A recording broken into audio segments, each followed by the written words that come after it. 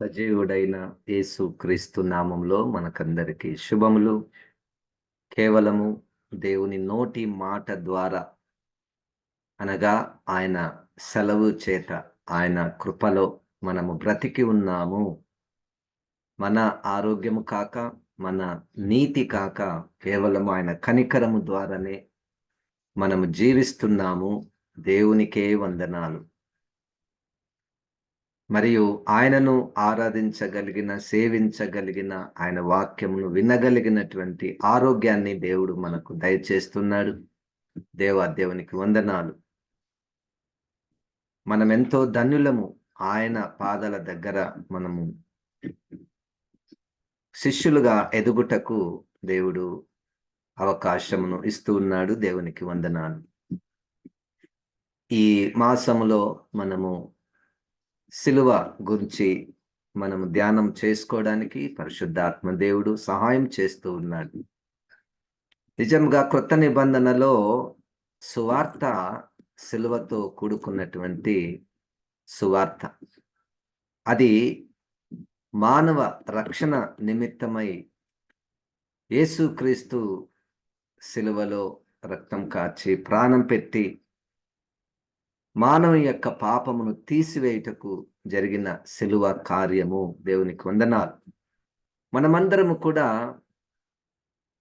దాన్ని అనగా దేవునికి రక్షణ ప్రణాళికలో మనము ఉన్నాము. ఎందుకంటే మనము ఆ రక్తాన్ని, ఆ మరణాన్ని మనం ఆశ్రయించాము. అది పరిశుద్ధాత్మ దేవుని ద్వారా మనమేమిటో మనం గుర్తించి మనము ఆయన రక్తంలో మన పాపములను కడుగుకున్నాము. దేవునికి వందనాలు, స్తోత్రాలు. ఈ ధ్యానములలో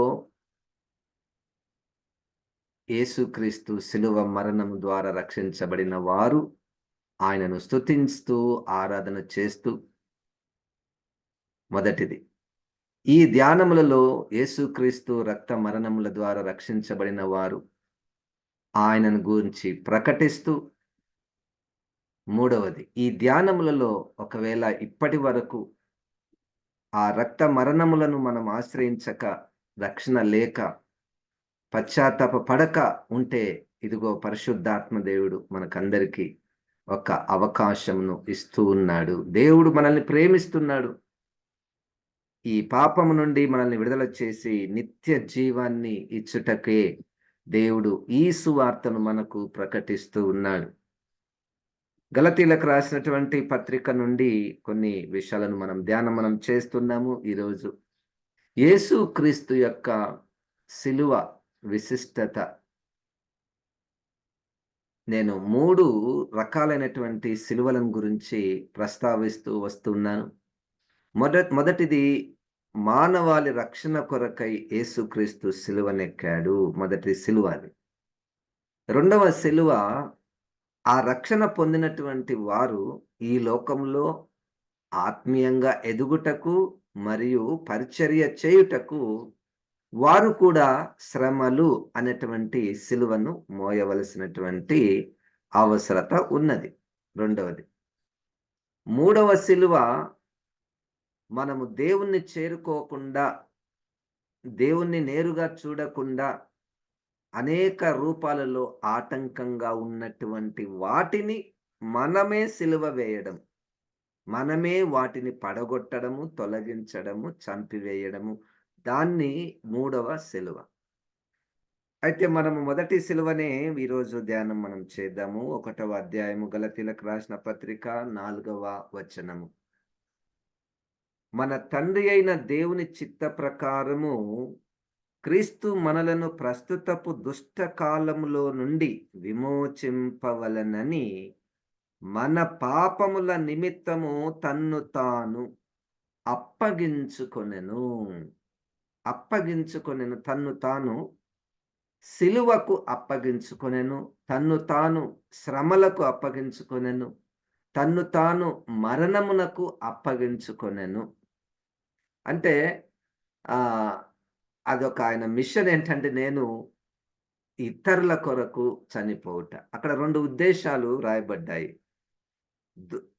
ప్రస్తుతపు దుష్ట కాలములో నుండి, దుష్ట యుగము నుండి విమోచింపవలనని మన పాపముల నిమిత్తము చూడండి,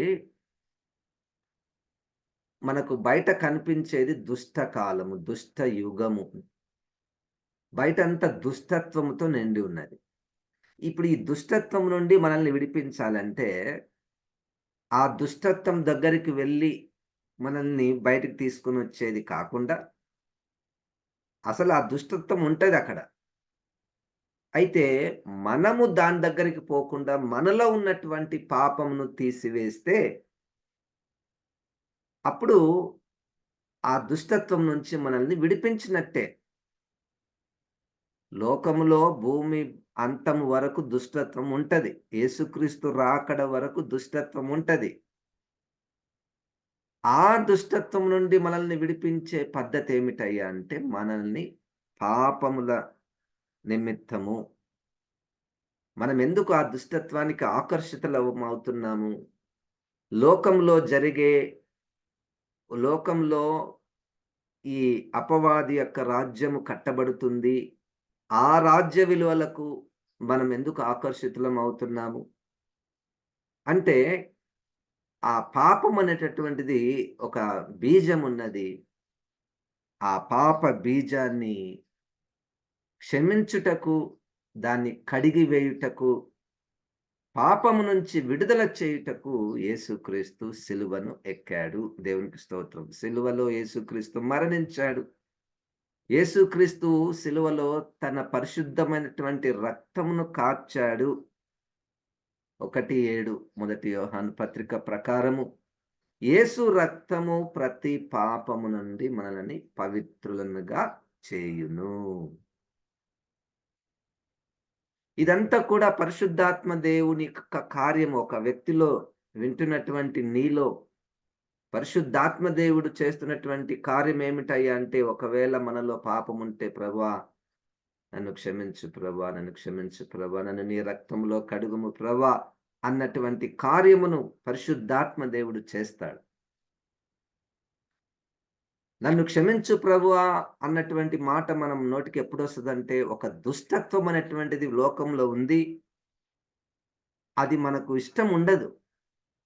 మనకు తెలుసు దుష్టత్వము లోనికి వెళ్ళుట ద్వారా దాని యొక్క పర్యావసనాలు ఎంత భయంకరంగా ఉంటాయో. నిత్య నరకము అన్నటువంటిది, తీర్పు అన్నటువంటిది ఒకటి ఉంది. నీవు దుష్టత్వము మార్గములో వెళ్తే అని పరిశుద్ధాత్మ దేవుడు మనకు చూపించి, మన పాపముల నుంచి మనం బయటికి రావడానికి, ఇక వద్దు ఈ లోకంలో ఉన్నటువంటి దుష్టత్వం వద్దు. ఇంతకుముందు మంచి ప్రార్థన మన సహోదరి చేసింది. ఒక్కొక్కసారి మనకు మంచి చేయాలన్నా గాని అనిపిస్తది. కానీ చేయలేకపోతున్నాం.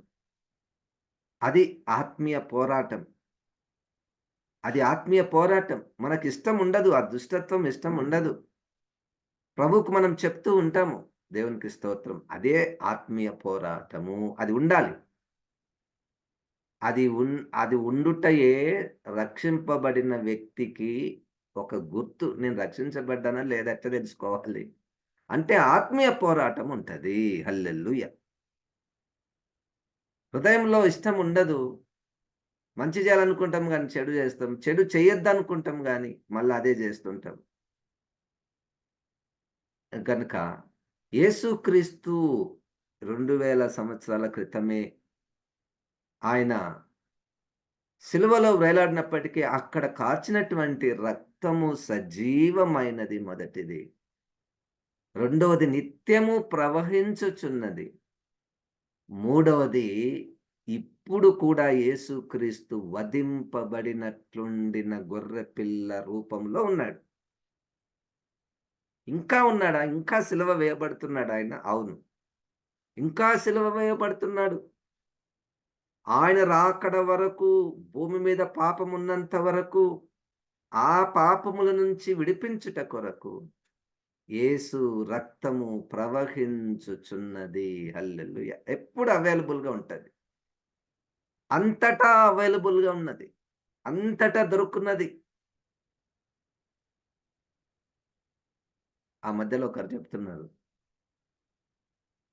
మా ఆయనకు బాగాలేదు సార్. కానీ మా ఊర్లో నుంచి ఏసు రక్తం తీసుకొచ్చారు. మా ఊర్లో నుంచి ఏసు రక్తం తీసుకొచ్చిన తర్వాత అది పెట్టిన తర్వాత బాగయిందంటుంది. అంటే వాళ్ళకి తెలీదు. ఒక నమ్మకం ఉంది వాళ్ళకు యేసు రక్తం ద్వారా బాగుపడతది గానీ, ఆ ఊర్ల నుంచి యేసుక్రీస్తు రక్తం తీసుకొనొచ్చారు. ఈ ఊర్ల నుంచి రక్తం తీసుకొచ్చారు. ఆ చర్చ్‌లో యేసు రక్తం దొరుకుతది. ఈ చర్చ్‌లో యేసు రక్తం దొరుకుతది. అవన్నీ కరెక్టే. కానీ సర్వంతర్యామి అయినటువంటి ఆత్మదేవుడు నువ్వు ఎక్కడున్నా గాని, నీవు మంచి హృదయముతో, విరిగి నలిగిన హృదయముతో పశ్చాత్తాపపడితే వెంటనే యేసు రక్తము పనిచేస్తుంది. హల్లెలూయా! అట్టెట్లా పనిచేస్తది సార్? ఎప్పుడో రక్తం కార్చబడింది. ఎక్కడ భూమి మీద పడిపోయి ఎండిపోయుంటదో. ఏంటి రుజువు? అసలు యేసు రక్తం ఇప్పటి వరకు ఉందా? లేదా? ఎట్లా తెలుస్తది మనకు? అంటే మనమే రుజువు. మనకు ఎక్కడ లేని సమాధానం. భయంకరమైన పాపాలు ఒక వారం కిందటనే జేసుంటాం. కానీ మనం మర్చిపోయుంటాం. ఎందుకు మర్చిపోయుంటాం? మనకు గుర్తుకు రాదు. ఎందుకంటే మనం యేసు రక్తాన్ని మనం ఆశ్రయించాము. ఆ రక్తం ద్వారా మనం కడగబడ్డాము. ఇక ఆ పాపం విషయమై ఎప్పుడు మనకొకటి అంటే నేను చేయకూడదు, కానీ చేశాను.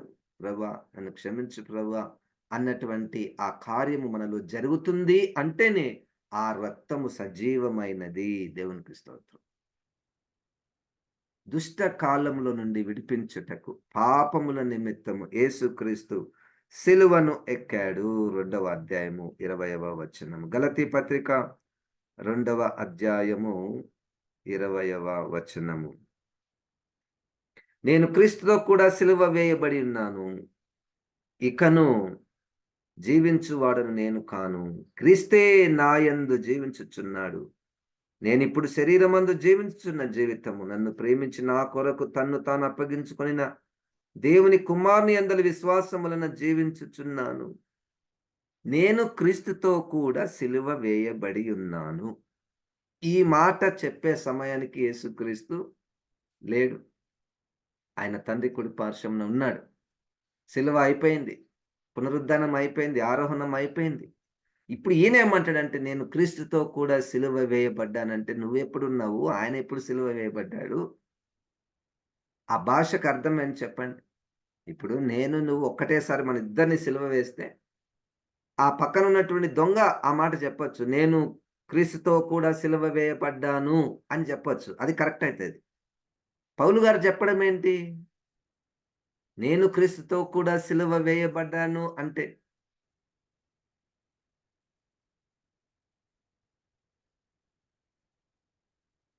అంటే ఆ సిలువ ఎప్పటికప్పుడు సజీవముగా ఉన్నది. హల్లెలూయా!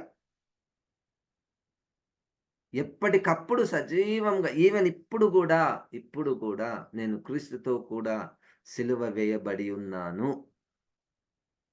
అంటే ఈ మాట చెప్పడానికి కారణం ఏంటంటే, ఈయనకు ఆ ఫిలిప్పీ పత్రిక 3వ అధ్యాయం ప్రకారము ఆ సిలువ మీదకి పోవాలని చాలా ఇష్టం.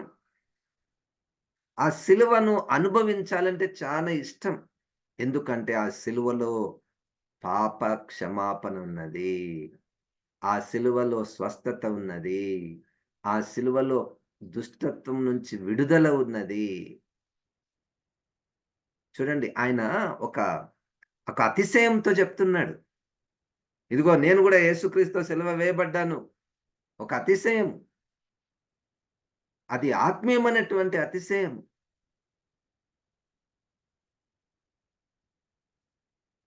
నేను కూడా క్రీస్తుతో సిలువ వేయబడ్డానన్నటువంటి మాటలు ఇప్పటికీ కూడా అంటే యేసుక్రీస్తు ఇప్పుడు గూడా సిలువ మీద ఉన్నాడు. నేను గూడా చాలా సంతోషంగా ఆయనతో కలిసి నేను గూడా సిలువ వేయబడ్డాను. నాకదిష్టం అని పౌలు గారి యొక్క ఆహ్, ఆశ ఆ స్థాయికి వెళ్ళాలని. ఏ విధము చేతనైనను ఆయన మరణములో సమాన అనుభవము గలవాడనై ఉండవలెనని. చూడండి. నీ జీవితం యొక్క గురి ఏమిటయ్యా? నీ జీవితం యొక్క గురి ఏంటంటే, ఒక్కసారైనా సిలువ ఎక్కితే బావుంటది సార్. అది నా జీవితపు గురి అని పౌలు గారంటాడు. ఇప్పుడు పౌలు గారి గురించి కాదు ఇప్పుడు ఈ మ్యాటర్, ఈ విషయము, ఈ సందేశం సజీవంగా ఉన్నటువంటి యేసుక్రీస్తు నాకు తెలిసి ఆ సిలువ దగ్గరికి అందరిని ఆహ్వానిస్తున్నారు. రండి మీరు కూడా ఎక్కండి ఈ సిలువని అంటున్నాడు ఆయన. మనల్ని ఎక్కించుటకే ఆయన సిలువనెక్కాడు. దేవునికి స్తోత్రం. మనము ఆయన దగ్గరికి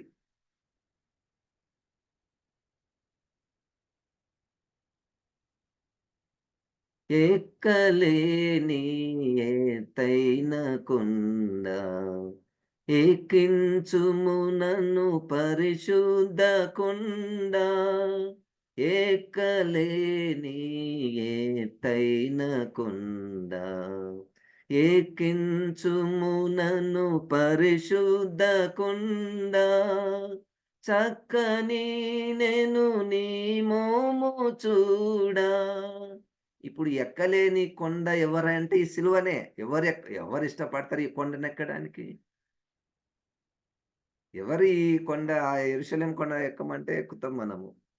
అది ఎక్కడెక్కడో బాగుందంట. అక్కడ మంచిగా మంచి సీన్స్ ఉంటాయంట. మనము హోలీ ల్యాండ్‌కి పోతే చాలా అద్భుతంగా ఉంటదంట. దానికి పైన ఎక్కాలి. అది ఎక్కలేకున్నా ఎక్కుతాం. కానీ ఇక్కడ ఎక్కలేని ఎత్తైన కొండ ఎక్కించుము. అది నీ పరిశుద్ధ కొండ. ఏం చేస్తావా అక్కడికొచ్చి ఆ కొండ మీద నీ చక్కని మోము చూడ. నీ ముఖాన్ని చూడ్డానికొస్తాము. హల్లెలూయా!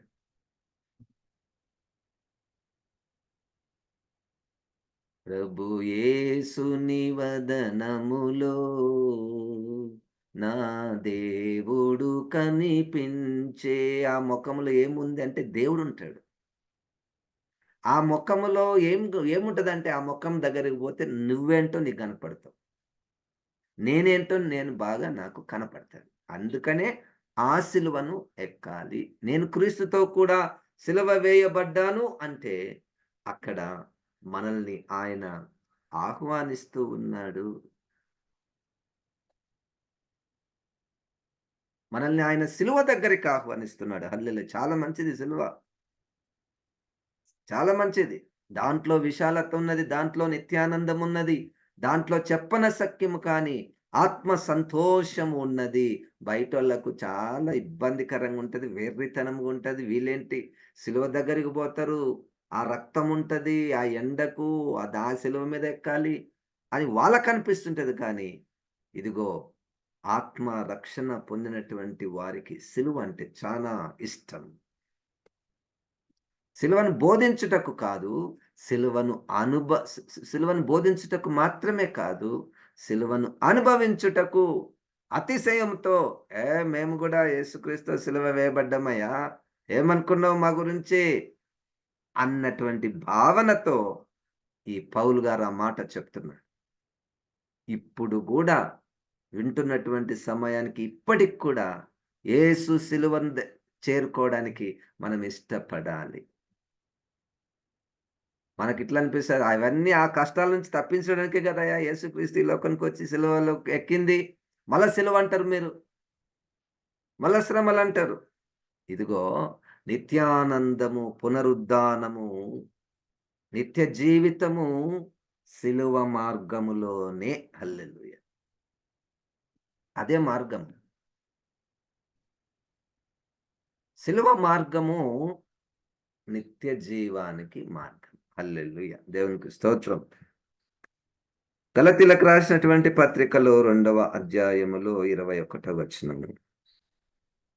నేను దేవుని కృపను నిరర్ధకము చేయను. నీతి ధర్మశాస్త్రము వలననైతే ఆ పక్షమందు క్రీస్తు చనిపోయినది నిష్ప్రయోజనమే. క్రీస్తు చనిపోయినది ఎందుకు? అంటే నీతి దేవుని కృప ద్వారా. అది ఉద్దేశం. క్రీస్తు సిలువను ఎందుకు? అంటే ఉచితముగా దేవుని కృప ద్వారా, దేవుని కనికరము ద్వారా ఆయన జీవ గ్రంథంలో ఎవరి పేర్లున్నాయో, నిత్య ప్రణాళికలో ఎవరెవరు ఏ తరములో, ఏ యుగములో, ఏ సంవత్సరములో ఎవరెవరు పుడుతున్నారో వాళ్ళ ఎడల దేవుని యొక్క నిత్య ప్రణాళికలో వాళ్ళ దేవుని యొక్క కృప ద్వారా పరిశుద్ధాత్మ దేవుడు వాళ్ళ దగ్గరికి వస్తాడు. వచ్చి ఒప్పింపజేస్తాడు. ఇదిగో నువ్వు పాపివి. ఇదిగో నువ్వు దుష్ట కాలంలో ఉన్నావు. నువ్వు ఇట్లా ఉంటే నువ్వు తీర్పు మార్గానికి పోతావు, నరకానికి వెళ్తావు. ఇదిగో నీ కొరకు యేసుక్రీస్తు సిలువ వేయబడ్డాడు, చనిపోయాడు. ఆయన రక్తంలో నీ పాపములు కడగబడితే నీకు సమాధానం ఉంటది. నీకు నిత్య నిరీక్షణ ఒకటుంటది. నువ్వు ఈ లోకం మట్టుకే కాక చనిపోయిన తర్వాత నిత్య జీవం అనేటువంటిది ఒకటి ఉంటది అని ఒప్పింపచేసి, ఆ విధంగా మనల్ని నీతిమంతులుగా చేయుటకే యేసుక్రీస్తు సిలువలో చనిపోయాడు. హల్లెలూయా! దేవునికి స్తోత్రం. అందుకనే ఆ ఎఫెసీ 2 అధ్యాయము 8, 9 వచనాలలో అతిశయించుటకు వీలు లేదు. అంటే దేని విషయంలో నేను రక్షణ పొందాను, వాళ్ళు రక్షణ పొందలేదు, నేనే రక్షణ అది లేదు. అది లేదు. దేవుని యొక్క మనమేమి చేసింది లేదిక్కడ. మనం రక్షణ కొరకు ప్రయత్నం చేసింది లేదు. ఏమి డబ్బులు మనమేం చెల్లించలేదు. ఎక్కడికో ప్రయాసలు పడి మనము యాత్రలు ఏమి మనం చేయలేదు. రక్షణ పొందుటకు ఏ క్రియ జరగలేదు. క్రియలు జరిగింటాయి. దానిలో మన పాత్ర లేదు. ఎవరో సేవకుడో, ఏ సంఘమో, ఎవరి ద్వారానో, ఒక కరపత్రిక ద్వారానో, ఒక పాట ద్వారానో ఆ! నిన్నటి దినంన ఒకాయన సాక్ష్యం చెప్తున్నాడు. "నువ్వు ఎట్ట రక్షించబడ్డావా" అంటే, "నేను ఒక మూవీ చూడ్డము ద్వారా నేను రక్షించబడ్డానన్నాడు." ఏం మూవీ అంటే 'ప్యాషన్ ఆఫ్ ద క్రైస్ట్.' ఈయన ఒక దేశంలో ఉన్నప్పుడు వాళ్ళ ఒకాయన క్రైస్తవుడు పరిచయమైనప్పుడు ఈ మూవీ ఇచ్చాడండి. ఇది చూడండని. ఆ మూవీ చూసి, ఆ మూవీలో యేసుక్రీస్తు సిలువ పైనుండి "తండ్రి వీరేం చేయుచున్నారు, వీరెరుగరు గనుక వీరిని క్షమించుము" అన్న యేసు మాట ద్వారా ఆయన అప్పటి వరకు ఇతర దేవుళ్ళను పూజించే వ్యక్తి కన్నీటితో తన పాపములను ఒప్పుకొని క్రీస్తును సొంత రక్షకునిగా ఆయన అంగీకరించాడు. హల్లెలూయా! దేవునికి స్తోత్రం. దేవుని కృప ద్వారా దేవుని కృప ద్వారా ఒక వ్యక్తి చూడండి నిత్య జీవాన్ని పొందుకోవడానికి ఆయన కృప ఉంటే చాలు. అందుకనే పౌలు గారు ఆ కృపలో ఉన్నటువంటి శక్తిని చూసి, దేవుని కృపలో పడితే చాలు సార్ ఇంక అంతే. ఇక ఆయననే మనల్ని నడిపిస్తాడు. హ్మ్. దేవుని కృపకు మనం పాత్రులం కావాలి. హల్లెలూయా! అంటే మనల్ని ఆయన చూచినప్పుడు కనికరం కావాలి. మన మీద కనికరం పుట్టాలి. మన మీద కనికరము పుట్టాలి. కనుక ఇది దేవుని కృపలో యేసుక్రీస్తు ఇప్పుడు దేవుడు మన మీద కనికరపడ్డాడు. ఇప్పుడు నిన్ను నన్ను ఎట్లా రక్షించాలంటే మధ్యలో యేసుని తీసుకొనొచ్చాడు. యేసుని తీసుకొచ్చి నువ్వు చనిపోతేనే వీళ్ళకు రక్షణ. నువ్వు రక్తం కారుస్తేనే వీళ్ళకు పాప క్షమాపణ. నువ్వు సిలువనెక్కితేనే వీళ్ళని నేను దుష్టత్వం నుంచి విడిపిస్తా. ఇది ఉచితం అంటే మరీ దేవుడు ఏం చేయకుండా మనల్ని రక్షించినట్టు గాదు. ఒక ప్రాణము పెట్టబడింది. అది యేసుక్రీస్తు ప్రాణం పెట్టాడు. ధర్మశాస్త్రం వలన కాదు. అంటే నీతి క్రియల వలన ఏ మానవుడు రక్షింపబడనేరడు. గనుక నీతి క్రియలు ఎప్పుడొస్తాయి? రక్షించబడిన వారిలో ఆ పరిశుద్ధాత్మ దేవుని యొక్క కార్యముల ద్వారా మనం నీతి క్రియలు చేస్తాం. రక్షించబడడానికి మనం నీతి క్రియలు చేయము.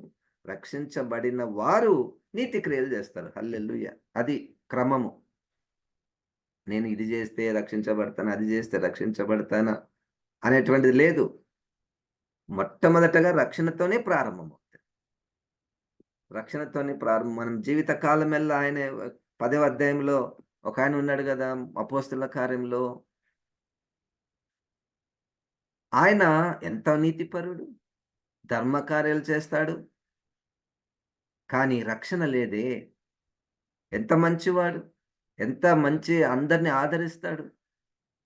ఏ లోపము ఆయనలో దే ఆయన ప్రార్థనలు కూడా దేవునికి చేరుతున్నాయంట. మరి ఏం ప్రార్థన చేస్తున్నాడు?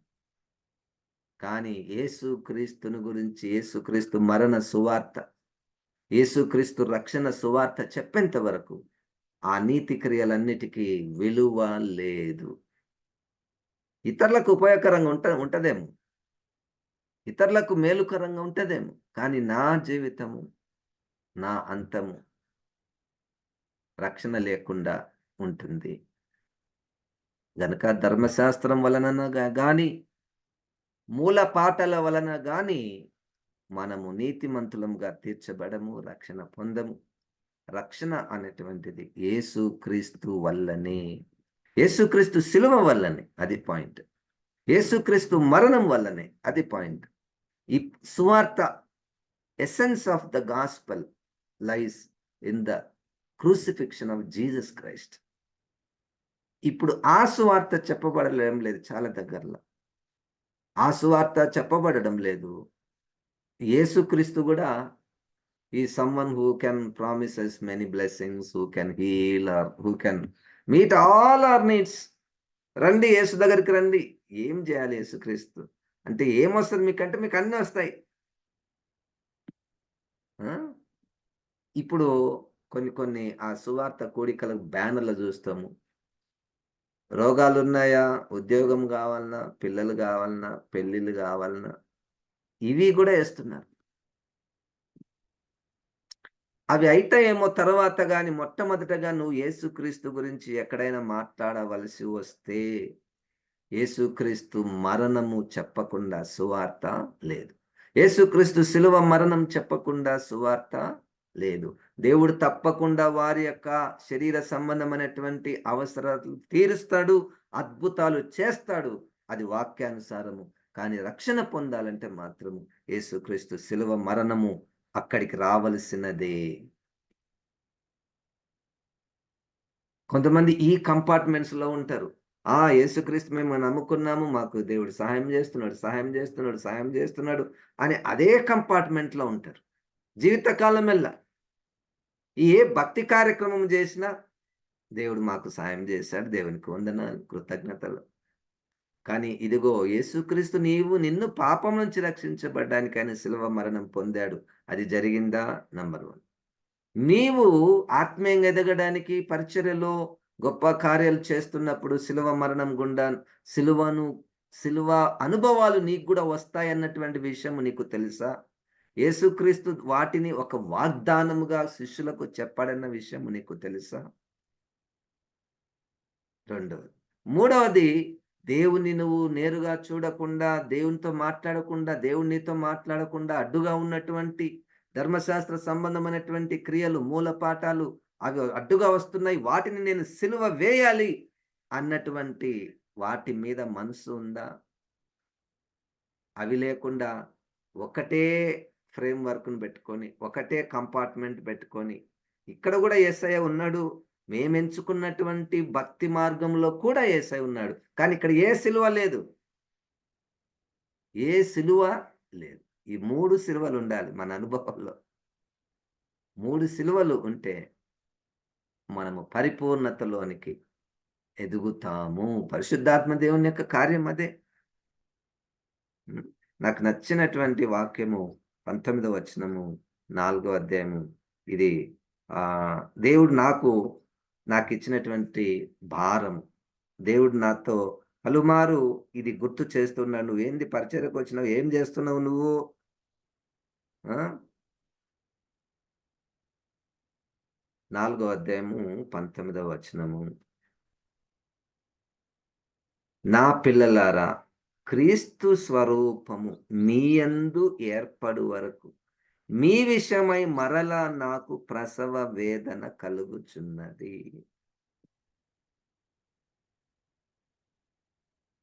నా గురి, పరిచర్య గురి ఏముండాలంటే, నువ్వు ఎవరికి పరిచర్య చేస్తున్నావో, వారు క్రీస్తు రూపములోనికి రావాలి అని కోరిక ఉంది గదా! బావుంది. కోరిక బావుంది.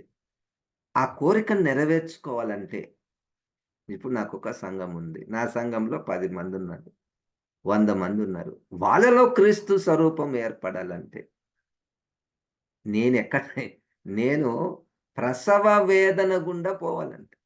అసలు ప్రసవ వేదన అటువంటి విషయంలో దాని యొక్క నిజ స్వరూపంలో నాకు 1% కూడా తెలీదు. ఒక స్త్రీ ప్రసవ వేదనలో ఒక మరణం గుండా, మరణ భయం గుండా చెప్పనసఖ్యము గాని పెయిన్, బాధ గుండా ఎట్లా వెళ్తుందో అంత బాధ ఆ స్థాయిలో నేను పరిచర్య చేయాలి. మన సేవకులు పరిచర్య చేయాలి. మన కాపరులు పరిచర్య చేయాలి. అదొక గురి. అదొక సిలువ. దేవునికి స్తోత్రం. హల్లెలూయా. అది కోరుకుంటే పరిశుద్ధాత్మ దేవుడు దాని కార్యసిద్ధిని కలుగచేస్తాడు. ఈ యేసుక్రీస్తు యొక్క సిలువను గూర్చినటువంటి ధ్యానము మనకెంతో మంచిది. రక్షణ పొందావా? దేవునికి స్తోత్రం. రక్షణ పొందలేదా? ఇదిగో పరిశుద్ధాత్మ దేవుడు నీకొక అవకాశంనిస్తున్నాడు. ఇప్పుడు కూడా యేసుక్రీస్తు యొక్క సిలువ రక్తము సజీవముగా ఉన్నది. ప్రార్థన చేసుకుందాం. పరిశుద్ధాత్మ దేవా, ఈ జీవం కలిగినటువంటి మాటలను బట్టి నీకు వందనాలు. నీ రక్తంలో మా పాపములను కడిగినందుకు దేవా నీకు వందనాలు. ఇక మా జీవిత కాలమెల్లా ప్రభా సిలువ దగ్గరనే మేము ఉండుటకు సహాయం చేయమని యేసు నామమున ప్రార్థిస్తున్నాము తండ్రి. ఆమేన్. ఇప్పుడు మన పరమ తండ్రి అయిన దేవుని యొక్క ప్రేమయు, ప్రభువైన యేసు క్రీస్తు యొక్క రక్షణ కృపయు, పరిశుద్ధాత్మ దేవుని యొక్క సహవాసం మనకందరికీ సదాకాలము తోడయుండును గాక. ఆమేన్. ఆమేన్. దేవుడు మనల్ని దీవించునుగాక.